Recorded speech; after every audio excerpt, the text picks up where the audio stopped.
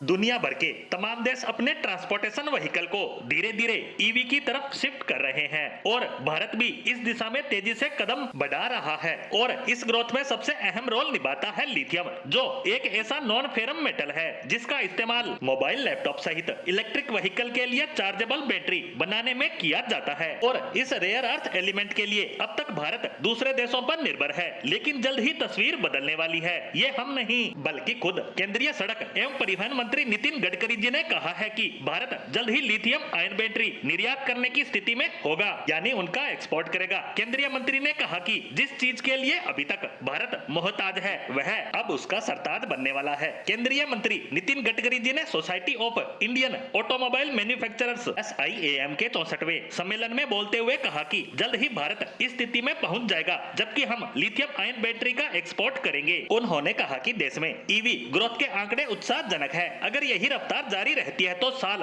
2030 तक ईवी बाजार में 1 करोड़ की बिक्री रिकॉर्ड होगी और ईवी फाइनेंस मार्केट बढ़कर 5 लाख करोड़ तक हो जाएगा। पिछले दिनों ब्लूमबर्ग के एक कार्यक्रम में उन्होंने कहा था कि लिथियम आयन बैटरी की कीमत जो पहले $150 प्रति किलोवाट प्रति घंटा हुआ करती थी, अब घटकर 107 से $108 प्रति किलोवाट प्रति घंटा रह गई है। इसके साथ ही केंद्रीय मंत्री ने बताया कि देश में 5 कंपनियां लिथियम आयन बैटरी की मैन्युफैक्चरिंग शुरू कर चुकी है और अगले कुछ सालों में इसकी कीमत घटकर $90 प्रति किलोवाट प्रति घंटा रह जाएगी। SIAM के कार्यक्रम में बोलते हुए केंद्रीय मंत्री ने कहा कि वह पेट्रोल और डीजल के खिलाफ नहीं है, लेकिन लोगों को प्रदूषण से सुरक्षा की जरूरत है। इससे पहले उन्होंने पिछले दिनों ये भी कहा था कि बहुत जल्द देश में इलेक्ट्रिक वाहनों को अपनाने के लिए किसी और सब्सिडी की जरूरत नहीं होगी। पेट्रोल और डीजल वाहनों व इलेक्ट्रिक वाहनों की कीमत बराबर होगी। बता दें कि फिलहाल लिथियम आयन बैटरी के मार्केट पर चीन का दबदबा है और दुनिया भर में इस्तेमाल होने वाली हर 10 बैटरी में से 4 का इस्तेमाल चीन में होता है। इसके उत्पादन में भी चीन दूसरों से कहीं आगे है।